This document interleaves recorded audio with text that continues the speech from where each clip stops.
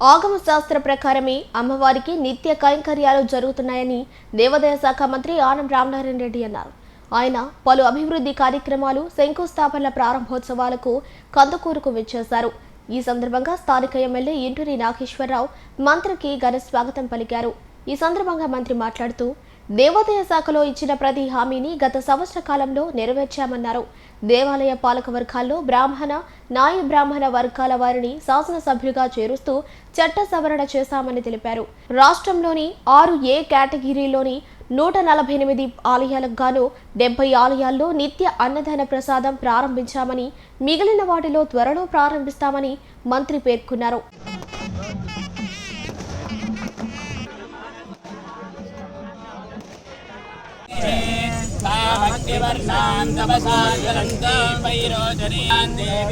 शरणमहं प्रपद्ये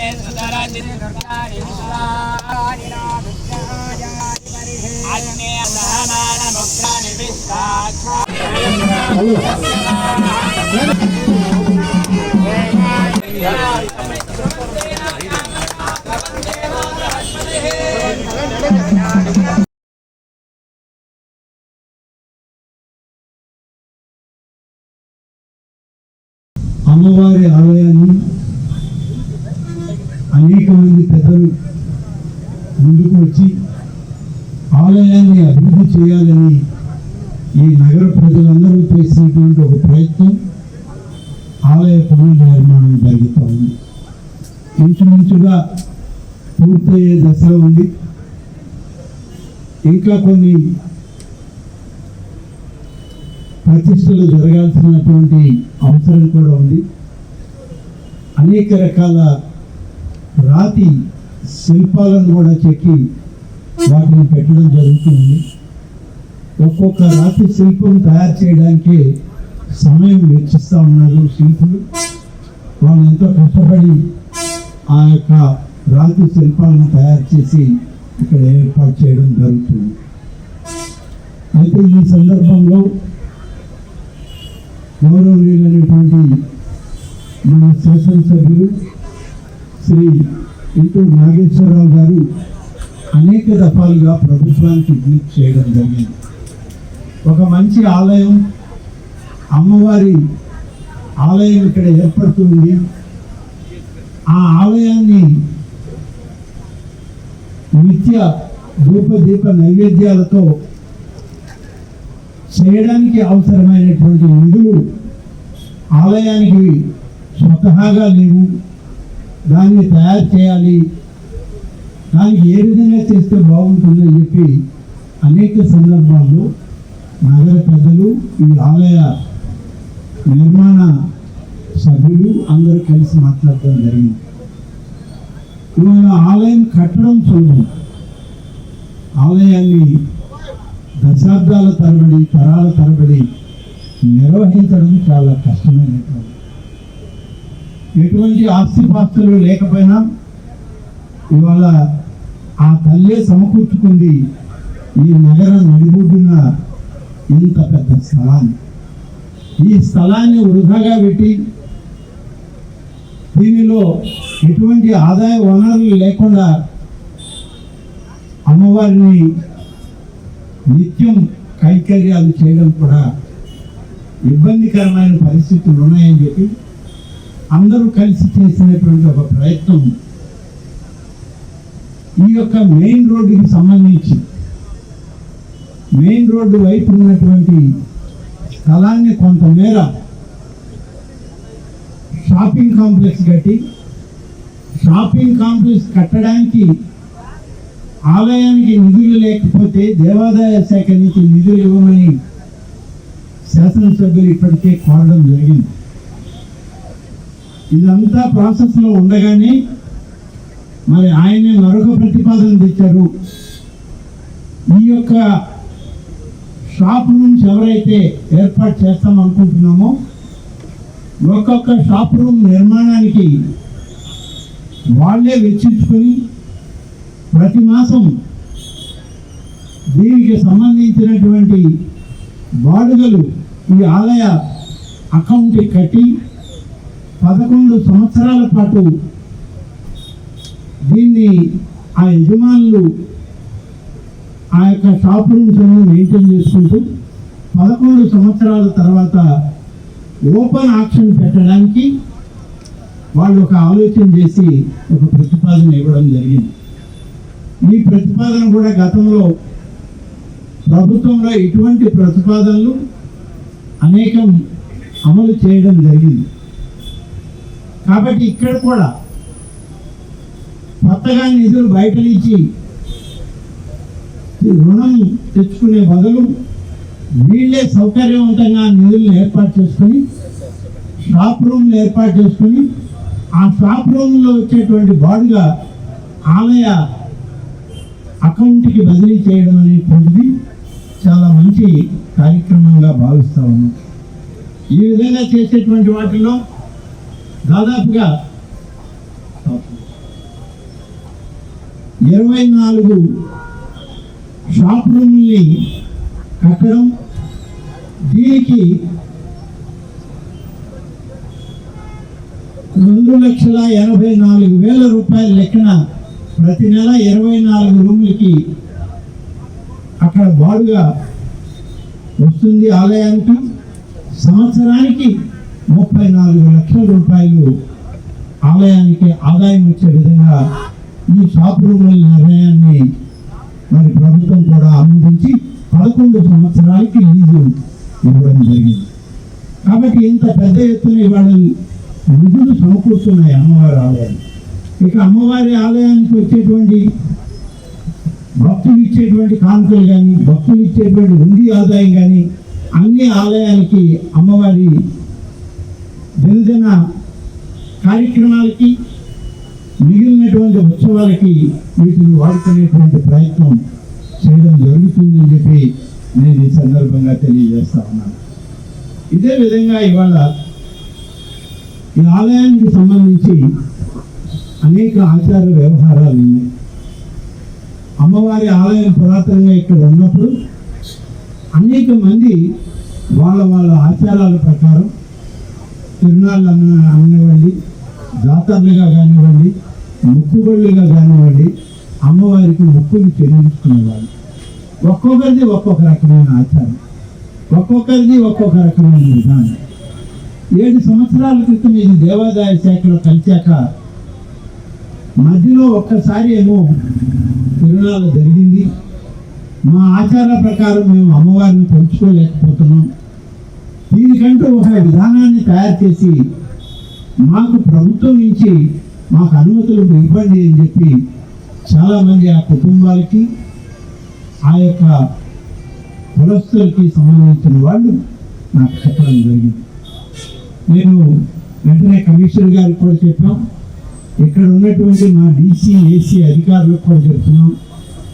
ఈ 26 విధానాలు ఏంటి, 26 విధానాలు ఆచరణ ఏ కుటుంబాలు చేస్తున్నాయి, దీనికి ఎవరు కర్తలు అనేటువంటిది ఇదంతా కూడా లిస్ట్ అవుట్ చేసి, ఆ లిస్ట్ అవుట్ చేసిన తర్వాత వాటిని ఒక రూపకల్పన చేసి ప్రభుత్వమే ఒక విధాన ప్రకటన, ఒక ఆదేశం కూడా ఇవ్వడం జరుగుతుంది.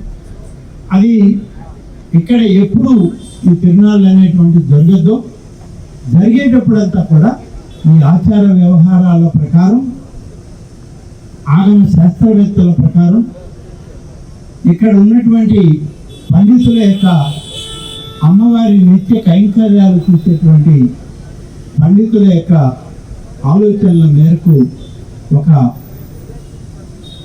దాన్ని ప్రభుత్వ విధానాన్ని రూపొందించి ఆ విధానాన్ని అమలు చేసే విధంగా త్వరలోనే దీనికి దప్పలంపాడు కొల్లూరు 2 ఆలయాల్లో ఇవాళ మంజూరు చేశాం. పనులు మొదలుపెట్టి చేయాల్సి ఉంది. ఇవి కాక మీ శాసనసభ్యులు DDMS ఇప్పటికీ ఇవి ఇక్కడ ఇప్పటికే మంజూరై ఉన్నాయి. కొత్తగా 7 ప్రతిపాదనలు వచ్చాయి. 7 ప్రతిపాదనలు కూడా బహుశా ఈ మాసంలో మంజూరు చేసి మీ శాసనసభ్యులు అడిగిన విధంగా ఇవ్వడం జరుగుతుంది. తర్వాత కొత్త నిర్మాణాల కోసం ఇప్పటికే ఒకటి మంజూరైంది, పెండింగ్లో 4 ఉన్నాయి. ఇవి కాక ఇంకా 8 మా దగ్గర ప్రతిపాదనలు వచ్చాయి. బీబీపాలెం మండలంలో సమీరాపాలెం, మరొకటి అదే మండలంలో బంతవారిపాలెం, పొలంపాడు మండలంలో ఆత్మకూరు, అదే మండలంలో చాకిచెర్ల, శ్రీనగర్, గుడ్లూరు మండలంలో పాజర్ల, లింగ సముద్రంలో బిఆర్కోట, కందుకూరు టౌన్లో దూబగుంట, రూరల్లో దొండపాడు, ఇలాంటివన్నీ కూడా ప్రతిపాదనలు మా దగ్గర ఉన్నాయి. త్వరలోనే ఆలయ పునర్నిర్మాణ కార్యక్రమాలని మంజూరు చేయడానికి నిధులు మంజూరు చేసి ఆదేశాలు ఇవ్వడం జరుగుతుందని చెప్పి నేను ఈ సందర్భంగా తెలియజేస్తాను. ఆలయాల్లో అన్నప్రసాదం, నిత్య అన్నప్రసాదం పెట్టాలి అనేటువంటిది ఇవాళ మా ప్రభుత్వం యొక్క నిర్ణయం.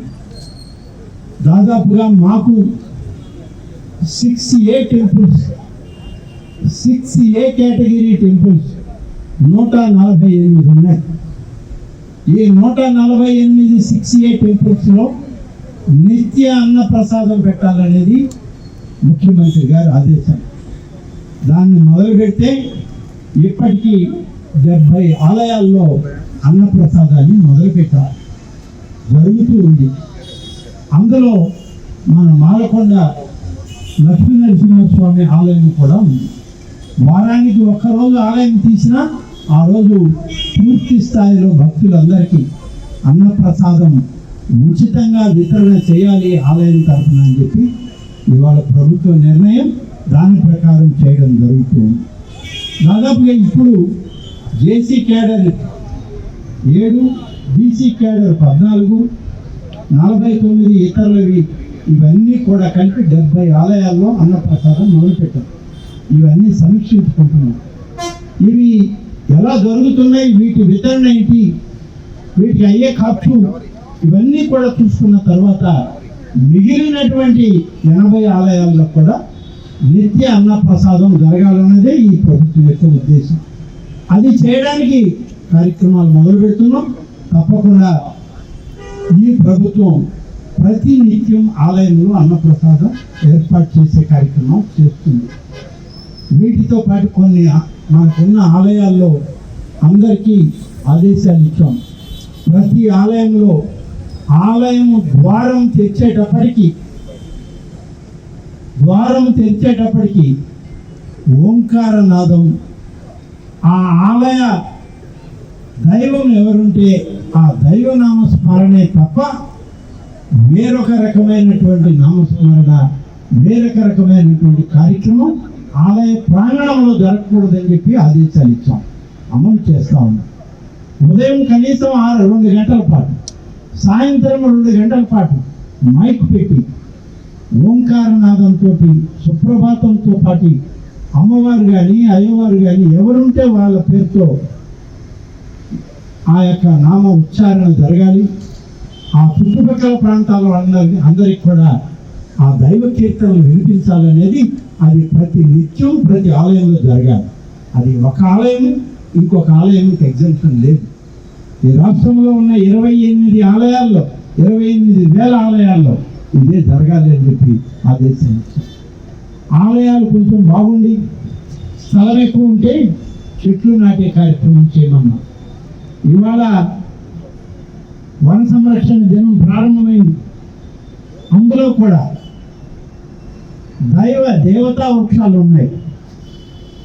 ఆ దేవతా వృక్షాలని ఫారెస్ట్ నర్సరీల్లో పెంచమన్నాం. అక్కడి నుంచి మొక్కలు తీసి ఆలయ ప్రాంగణంలో అంతా మొక్కలు నాటమన్నాం. ఆ మొక్కల్ని మనం రక్షించుకుని వాటిని పెంచి పోషించే బాధ్యత కూడా ఆలయ అధికారులది, ఆలయ ప్రాంగణం చూసే పాలక వర్గాలు. అట్లా ప్రతి ఆలయంలో కూడా చెట్ల పెంపకం రావాలి. ఎవరైనా భక్తులు ఆ ఆలయంలోకి వస్తే అడుగు పెట్టిన వెంటనే ఆ యొక్క మంత్రోచ్చారణతో పూజా కైంకర్యాలు చూసుకొని ఆ దేవతా వృక్షాల కింద సేదతీరి అక్కడి నుంచి వచ్చేటువంటి ఆ యొక్క ప్రాణవాయువుని తీసుకొని వాళ్ళు వెళ్తే వాళ్ళకి మంచి జరగాలని, మంచి ప్రాణవాయువుని అందించాలని, మంచి ఆరోగ్యం వచ్చేటువంటి ప్రతి ఒక్కరికి ఉండాలని చెప్పి ఈ ప్రభుత్వం యొక్క సంకల్పం. దానికనే ప్రతి ఆలయంలో ఈ ఓంకారంతో, ఈ యొక్క చెట్లు నాటే కార్యక్రమంతో, అన్న ప్రసాదాలతో పాటు ఇవన్నీ చేస్తూ వస్తున్నాం. అదేవిధంగా ఆలయాల్లో పూజాది కార్యక్రమాలన్నీ మా అధికారులు చేయరు. ఏ రకమైన పూజా కైంకర్యాలను చేయాలనో ఆ ఆలయ వేద పండితులు మాత్రమే సూచిస్తారు. వాళ్ళు చెప్పిన విధంగానే అక్కడ పూజాది కార్యక్రమాలు జరుగుతాయి. మిగతా ఆలయ పర్యవేక్షణ అంతా దేవాదాయ శాఖ అధికారులు మాత్రమే చూస్తారు. అంతేకాని మంత్రాలు చెప్పడంలో లేకుంటే పూజలు చేయడంలో కూడా అధికారుల ప్రమేయం ఉండకూడదనేదే ఇవాళ ఈ ప్రభుత్వం యొక్క ఆలోచన. దాని ప్రకారమే మేము ఒక విధానపరమైన నిర్ణయాలు తీసుకొని ఆదేశాలు ఇచ్చి అమలు చేస్తున్నాం. ఇవాళ మనం చూస్తే ఏ ఆలయ బ్రహ్మోత్సవాలకు వెళ్ళినా, జాతరలకు వెళ్ళినా, తిరునాళ్ళకు వెళ్ళినా గతం కన్నా ఇవాళ 30% ప్రజలు పెరిగారు, భక్తులు పెరిగారు, ఆదాయాలు పెరిగాయి ఈ ఆలయాల్లో. వీటన్నిటికీ కారణం ప్రభుత్వం తీసుకున్న నిర్ణయాలు అమలు చేసే విధానం వల్ల భక్తులకు ఒక విశ్వాసం, ప్రజలకు ఒక నమ్మకం, ఈ ప్రభుత్వం బాగా చేస్తుందన్నటువంటి ఒక ఆలోచన కలగబట్టి 30% ఇవాళ ఆలయాలకి రాబడులు, భక్తుల రాకపోకలు పెరిగింది అని చెప్పి ఈ సందర్భంగా తెలియజేస్తూ, ఇవాళ కందుకూరు నియోజకవర్గంలో ఇక్కడ మొదలుపెట్టిన ఈ కార్యక్రమం మాలకొండ వెళ్ళాలి. అక్కడ కూడా కొన్ని కార్యక్రమాలు ఉన్నాయి. అక్కడ అన్నదాన పర్యవేక్షణ కూడా చూడాలి. ఇవన్నీ చూడడం జరుగుతుంది. మరొక సందర్భంలో కూడా మీ శాసనసభ్యులు వారి కోరిన మీద ఇక్కడ DDNSలను మంజూరు చేయడం కానీ, ఆలయ పునర్నిర్మాణ కార్యక్రమాలకి వారు ఇచ్చిన నివేదిక ప్రకారం, అధికారులు ఇచ్చేటువంటి ఎస్టిమేట్ల ప్రకారం ప్రభుత్వంలో నిర్ణయం తీసుకొని త్వరలో మళ్ళీ మీ శాసనసభ్యుడితో కలిసి ఆ ఆలయాల ప్రారంభ శంకుస్థాపనలకి మళ్ళీ వచ్చి వారంతా కలిసి ఆలయాలకు పునాదులు వేయడం కూడా జరుగుతుంది. నిధులు కూడా మీకు మంజూరు చేయడం జరుగుతుంది. ఆ విగ్రహాన్ని తీసి పక్కన పెట్టి కొత్త విగ్రహం పెట్టారు. ఆ పురాతనమైన విగ్రహాన్ని ఏం చేయాలనేది ఒక సంశయం ఉంది ఇక్కడ. నేను మాకు సంబంధించినటువంటి మా శాఖకు సంబంధించిన ఆగమ పండితులు, దానికి సంబంధించిన సిద్ధాంతులు ఉన్నారు. వాళ్ళని పూర్తి స్థాయిలో దీన్ని విచారించి ఏ రకమైన కార్యక్రమం చేయాలి అనేటువంటిది వాళ్ళు ఇచ్చే నివేదికను బట్టి ఆధారం చేసుకొని మనం ఒక కార్యక్రమాన్ని రూపొందించాలి.